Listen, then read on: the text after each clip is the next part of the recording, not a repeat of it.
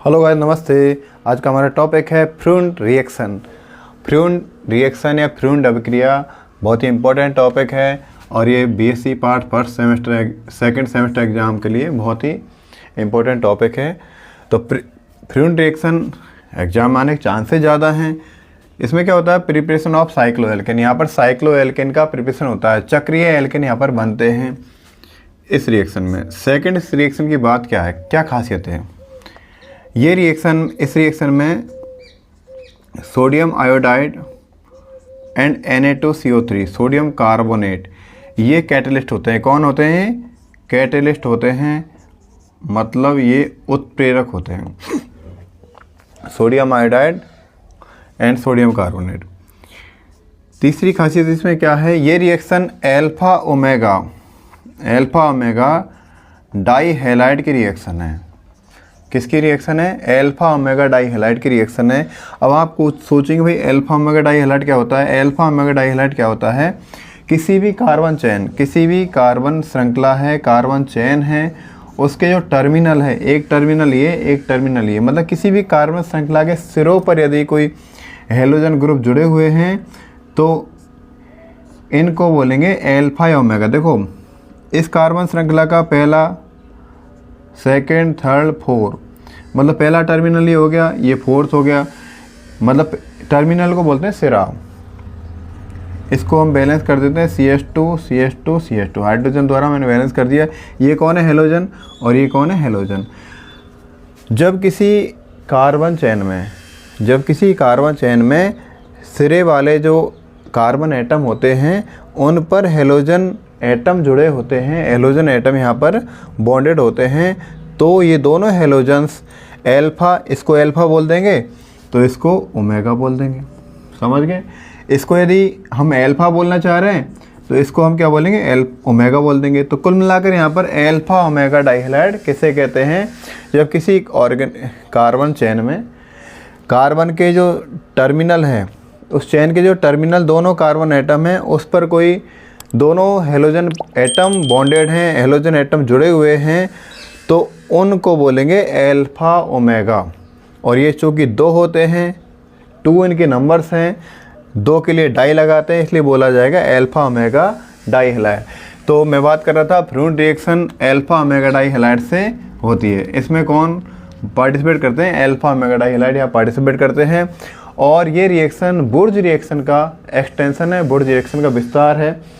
अब देखें इस रिएक्शन को किस तरह करवाते हैं। बहुत इंपॉर्टेंट है, बहुत इजी भी है, बहुत इजी भी है। देखना, मैं मिटा देता हूँ इसको, आप बिल्कुल स्किप ना करें। बहुत ही अच्छा टॉपिक है, बहुत इजी टॉपिक है। देखना भाई, इस रिएक्शन एक लिमिटेशन है इस रिएक्शन की। इसके द्वारा हम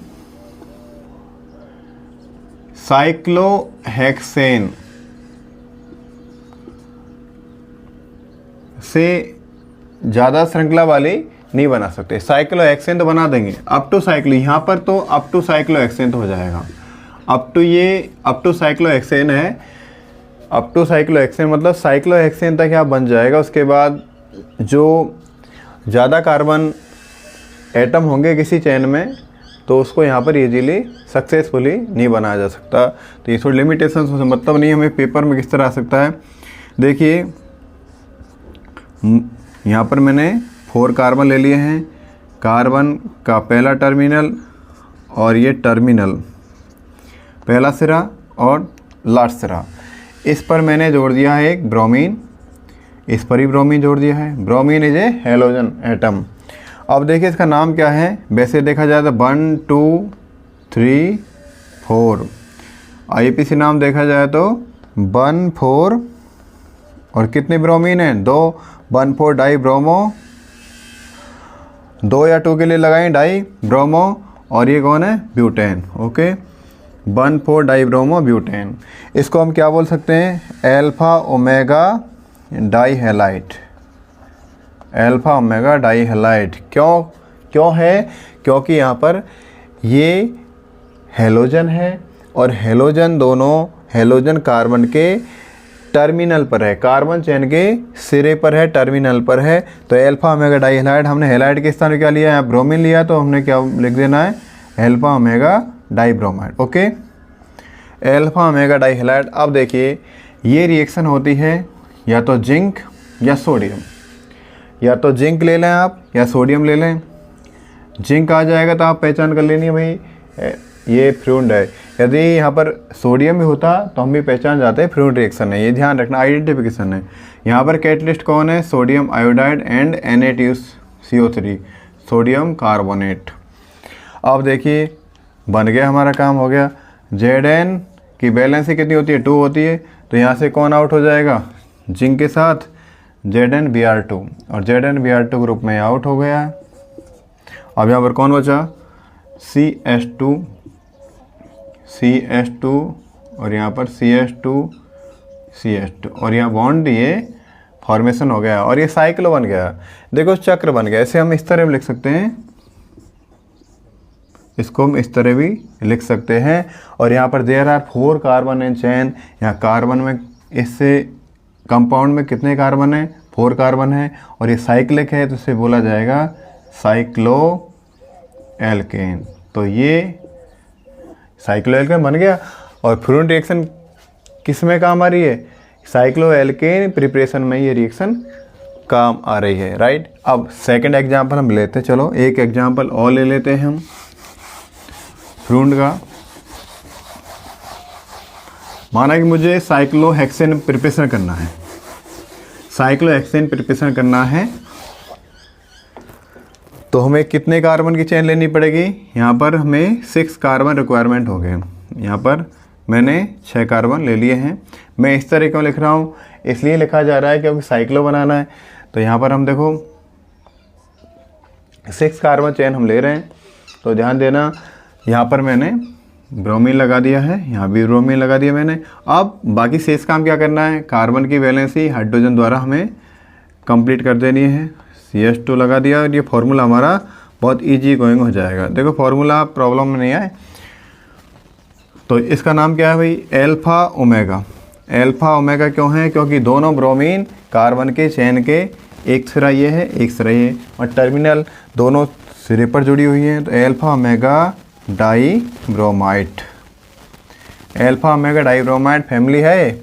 और अब इसका नाम क्या हो जाएगा? इसको बोलेंगे 1 2 3 4 5 6।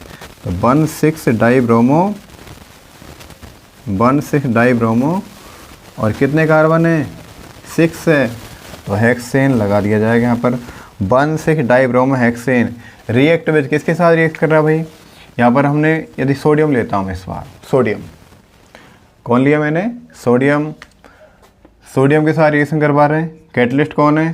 Sodium iodide Na2CO3 sodium carbonate.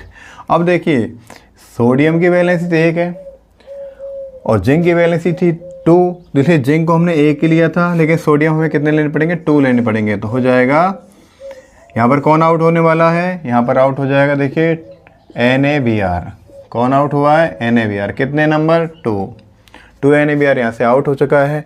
1 2 3 4 5 6 there are 6 carbon, 1 2 3। और यहाँ देखना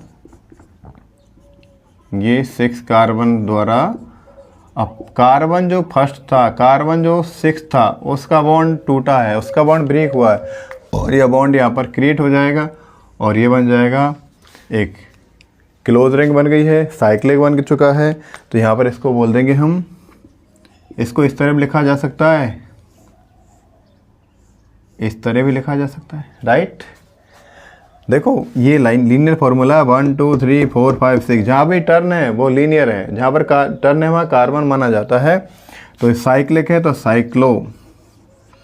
how many carbon in this ring? 6 carbon, तो साइक्लोहेक्सेन। और यहाँ पर क्या था? ओनली हेक्सेन, लेकिन यहाँ पर क्या बन चुका है? साइक्लोहेक्सेन। तो ये थी फ्रूड रिएक्शन। ध्यान देना साइक्लोहेक्सेन तक इस रिएक्शन से बहुत सक्सेसफुली प्रोडक्ट फॉर्मेशन होता है, लेकिन साइक्लोहेक्सेन के बाद साइक्लोहेप्टेन यहाँ पर सक्सेसफुली नहीं बन पाएगा। तो फ्रूड रिएक्शन बहुत ही इंपॉर्टेंट रिएक्शन है आपकी एग्ज़ाम के लिए, और इसे अच्छे ढंग से पढ़ें और अच्छा पेपर करके आएँ। ओके।